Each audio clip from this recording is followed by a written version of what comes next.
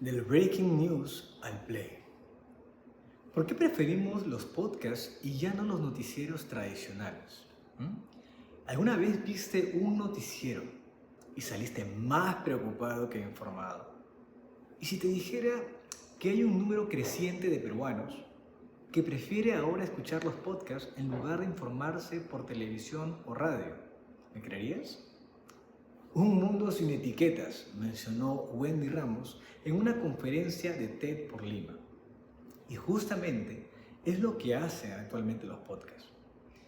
Según un estudio por parte de Valeria Rodríguez en Publicis Group Perú, dicho sea de paso, el grupo de comunicaciones más grande del país, comenta que el interés por los podcasts en el Perú se incrementó considerablemente en el 2024.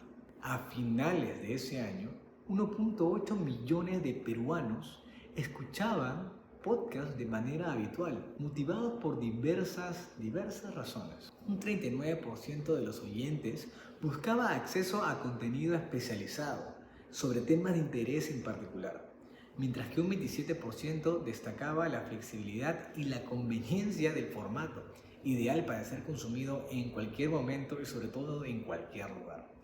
Además, un 15% valoraba que no requería atención visual, lo que permitía acompañar a otras actividades cotidianas, que eran muy importantes.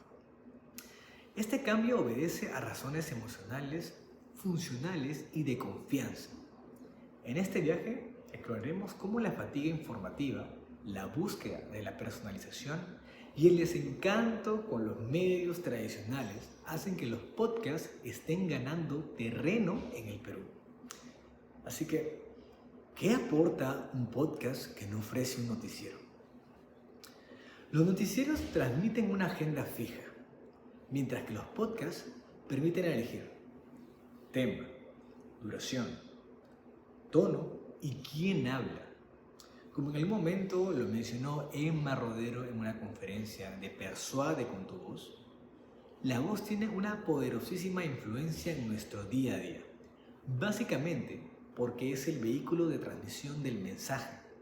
Es como cambiar, por así decirlo, un menú fijo a un buffet personalizado.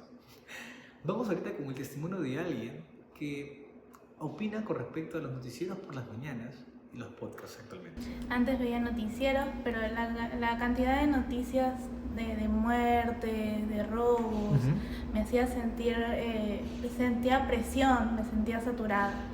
Ahora he empezado a oír podcasts de salud mental, entretenimiento. La verdad es que me hace sentir mucho mejor. ¿Vieron? Estos son los 3 pilares del cambio. Fatiga informativa. Perú es uno de los países que consume más noticias diariamente, hablando de un 92% de la población. Pero esto genera mucho estrés. Autonomía. El 60% de los internautas peruanos escuchan audio digital y de ellos el 20% ya es oyente habitual de podcast. Confianza. Solo el 30% confía plenamente en lo que ve en redes sociales, mientras que el resto confía más en radios y medios informativos locales.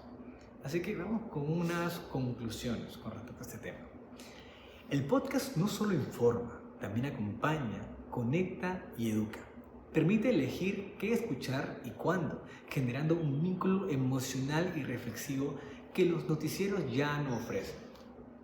Un ejemplo claro de conexión con el público fue Lucho Quequesana en una conferencia en el 2011, al contarnos su historia personal de cómo un músico ha llevado los instrumentos peruanos por todo el mundo, bajo la idea de que todos podemos aprender a tocar música. Así que vamos con esta reflexión. En tus audífonos está tu voz, tu ritmo, tu reflexión. El podcast te da poder sobre tu propia experiencia informativa. Así que dicho todo esto, los dejo con la siguiente pregunta.